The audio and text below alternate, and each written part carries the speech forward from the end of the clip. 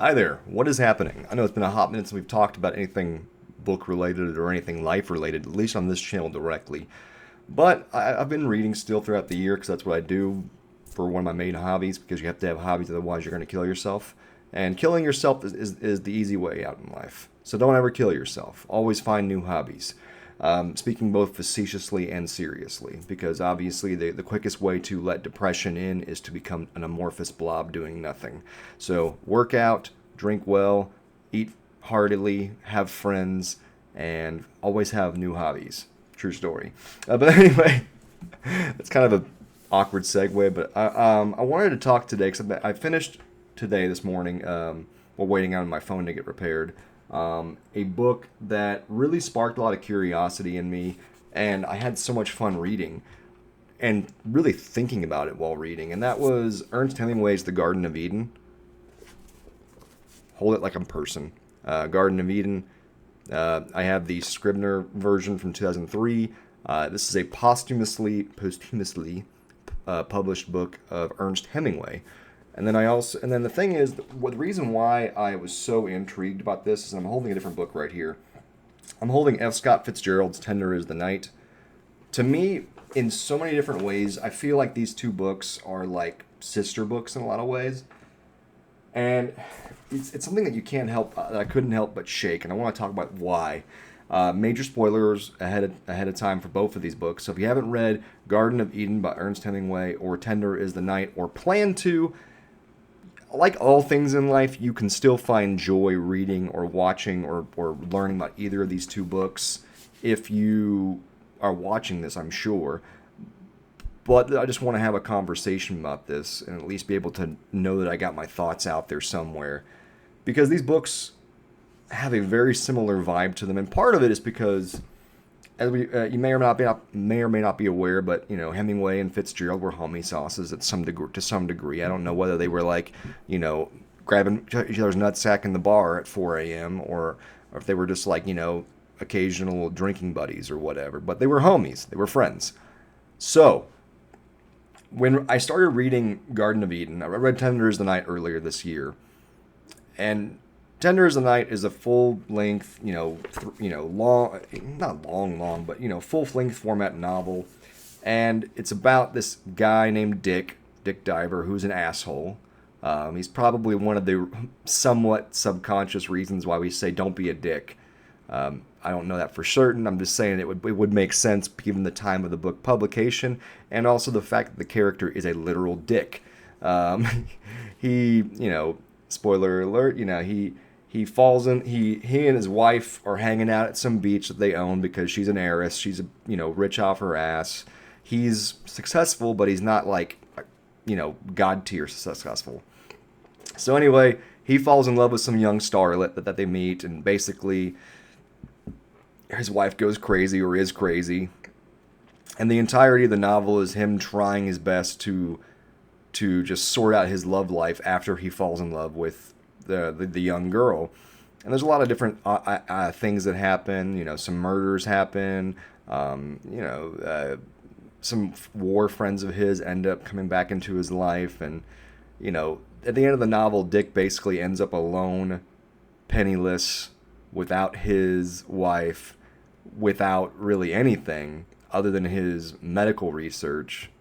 But he's also a drunken cesspool of stupidity that nobody respects because he's an asshole. And it's a very interesting book. But it's funny because I the whole time I was reading this, The Garden of Eden, I couldn't help but feel like it's the same novel, but with a different twist in there, if that makes sense. So let's start off with like some basics. Young married couple, young-ish married couple, married for longer, has a kid, almost newlywed. Husband has some worth to him, but husband is not where the worth has come. The wife is the one who has the money and the worth in both of these relationships. In the Divers, it's the wife. In the Bournes, it's Catherine. I'm a little embarrassed. Nicole Diver. So they both end up, just living life, having fun on a beach in France, and they're both there during off seasons. So that way, there's very little, companionship. It's very quiet. They're just enjoying the fact that it's basically them on the beach by themselves. So then, with the difference with F. Scott is that they meet a young starlet, and in both situations, they both meet somebody, right? And it's both initiated contact by the wife. However, in F. Scott's, actually, no, in both of the novels, the girl that is brought in, the third wheel, so to speak, is in love with the male, like off the bat. The girl is younger. The girl is in some ways more attractive potentially. She's more petite in both of them, or at least described to be more petite. However, it gets really weird because in both novels, the wife is fucking crazy. And that's just the truth. In this one, Nicole Diver was actually committed in a mental health institution in Switzerland, which is where she met Dick. And Dick kind of was like, I could taps that. And they ended up getting married. Whereas here, they just met in Paris randomly, had like a short little romance, and got married like a couple months after knowing each other. Like maybe not even a month after knowing each other. Which is kind of a little bit more common back in the 1920s. Not common today, unless you're in Vegas and drunk off your ass, but common in the 1920s. Both of them are set in the 1920s, by the way. So, whereas in this book, you have the access of friends. You have, the North family. You have Tommy Barbone. You have a random duel that happens at a random point, by the way. And you have these friend groups that are attached to the divers that experience the delusional drift of Dick Diver from being a person of repute to a person who's just a piece of shit, or at least just an asshole. Versus here, you have this complete separation from society at all times, where they're on this endless honeymoon, and they meet Marita, who ends up in this tryst with them. And it's funny because in this book, Tender is the Night, Rosemary is not really interested in Nicole. She respects Nicole, but ends up, falling for Dick because he's suave Dick. He's suave Dick. Versus here, it's really weird because the wife is super crazy in a very different way. In this one, in Tender is the Night, Nicole is crazy, but she's more of like, she wouldn't be ever institutionalized by today's standards. She's more like what you would see with girls who just need some medication. Maybe she's ADHD. Maybe she's, just hysterical all the time, needs some Prozac, whatever. Point is that she's crazy by this time period standard, but not crazy by our time period standards, which probably goes to show how far our society is denigrated, that we've lowered the bar for craziness. Probably a bad thing, by the way. We probably should look into that. But anyway, with Garden of Eden, this wife actually is crazy. Like they just get married, and they're complete strangers almost. Even though they're in love, they're happy, they're in their honeymoon, yada yada. But she all of a sudden is like, let's cut my hair like a boy. I'm going to start pretending I am a boy. Now, and hey, we're not hating on anyone if you're transgender or doing that or whatever. This is a book written sometime during Hemingway's life, which would have been at latest like 1961, and it's set in the 1920s. So again, this is incredible. There's queer and there's like incredibly queer. And so for the time period and the settings, incredibly queer, right? Incredibly off, incredibly weird, incredibly strange. There's not any of the societal questions, norms, and delineations to necessitate this swapping of identity actively for anything other than like you're at sea and trying to not get raped by pirates. So this is kind of incredibly weird. She wants to pretend to be a boy. She wants to do this and that. And then randomly, she gets her hair cut shorter and shorter and shorter. And then all of a sudden she runs into Marita in Nice. and she brings Marita back. Marita falls instantly in love with David Bourne, the husband. And then randomly, Catherine's like, I'm going to sleep with her. So Marita does like Catherine to a certain extent, but she's in love with David. So she sleeps with Catherine, thinking it's going to make this work. And then Catherine's like, you know what? We're going to be a tryst. We're going to be a throuple. And it's just such a weird novel from there, because kind of like with Tender is the Night, where a new woman comes in and is kind of the seed that destroys the marriage. In Garden of Eden, it's kind of the same way, but it's so different too, because whereas with Tender is the Night, when Rosemary comes in, she creates this seed of death in a marriage that basically destroys all of Dick's life, because he just realizes how dumb he was. Versus with Garden of Eden, it's like a revelation and like a salvation for David, because you find out how bad Catherine was a pick for him. You know, Catherine doesn't appreciate his writing, which he's a writer, by the way. David Bourne's a writer. She doesn't appreciate his writing. She doesn't have any interest in fiscal responsibility at all. She doesn't have any interest in even being a woman at times. She wants to be her own independent person, and in a lot of ways is held back by the fact that she married David. And that's okay, but it's just one of those where it's like, oh my gosh, they both made a mistake, right? And it's so fun to read this novel, because it gets to this point where David spent so much time writing stories. And as a person who writes stories also, who is an author who does like writing and thinking about writing, there comes a point where the story goes from interesting to, like all of a sudden the story, sometimes a book does this, by the way, where you have a story is blah, blah, good, blah, blah, blah, interesting, blah. And then all of a sudden you have that moment that turns everything into sandwich. And you're like, this is, oh shit. So major spoiler alert. Major spoiler alert. 3, 2, 1. David's been writing for weeks. Months even. And Catherine goes crazy and decides to burn all of his writing. All of his writing. He burns everything that he's been working on for like the last few months. Except for one short story about herself. She just burns it all. And it's so interesting, because at that moment, Dick's just like, sorry, not Dick.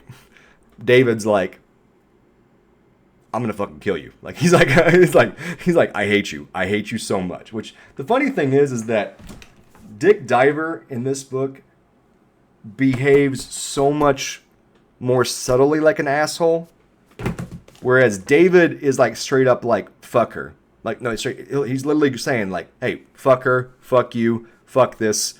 He's like, I hate you. Also, he drinks way more than Dick does in Tender is the Night. But anyway, so she burns a bunch of manuscripts of the stories that he's been working on for so long.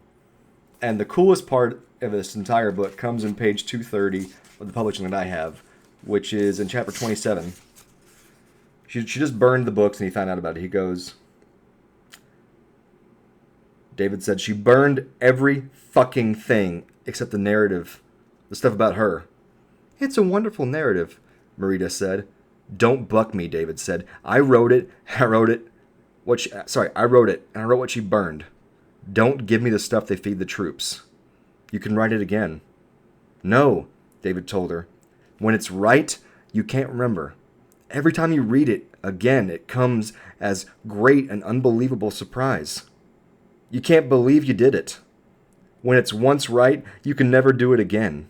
You can only do it once for each thing. And you're only allowed so many in your life. So many what? So many good ones. But you remember them. But you can remember them. You must. Not me, and not you, and not anybody. they're gone. Once I get them right, they're gone. And as a person who writes, I totally relate to this because when you read back over your own words, there are so many times where, like, I know the progression of what's happening, right? But my own exact wording and phrasing, I'm so often mystified by, and I'm like, how did I get to this point? How did I get this? I'm so happy at like how brilliant I sound in this moment. And that sounds so pretentious and snobbish, but it's not, because unless you've taken time to write something and really write something and then separate yourself for a long period of time and then reread it, you understand like how special your own words can be after a period of time when you get to relook over them. And so that hit me so much like a bag of bricks. It wasn't just the fact that she burned the manuscripts that he'd been working on. It was that David was exemplifying and stating exactly what I, as an author, feel when I go back and read over stuff that I've already written. And I go, I could never write that again. At least not in any way like that. And it would probably be worse. Because not because I'm trying. And the reason why I say it would probably be worse is it's because I'm trying to write something from memory rather than write something from an experience, from emotions, from passion. Anyway, the story does end up with a bit of a happy ending toward the end, but I was so intrigued by the similarities in feel and pulse between Tender Is the Night and Garden of Eden, and part of it is because, in a lot of ways, I feel like Hemmingway was basing, again, I don't know too much biographically about F. Scott and his wife Zelda, but the more I thought, like, instantly from the very first page, for some reason, I had this subconscious feeling that David and Catherine were based on Zelda and F. Scott. And look, I know that's a stretch. I apologize if that's offensive to anybody who's like, no, you don't understand. Okay, fine. Okay, I understand. I get it. This is just me as a person reading with what limited information and knowledge I have going into this, thinking about it. And it's just, and it's even reinforced, by the way, because F. Scott, in a lot of his literature I've found, has car crashes as a very important thematic point or climactic point, or an impetus for the climax.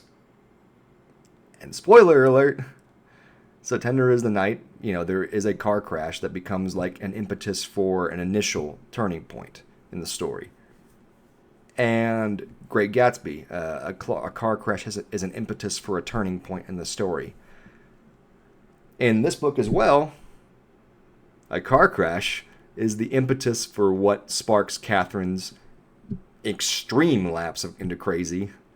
And it's really interesting how those type of thematic similarities occur in this story.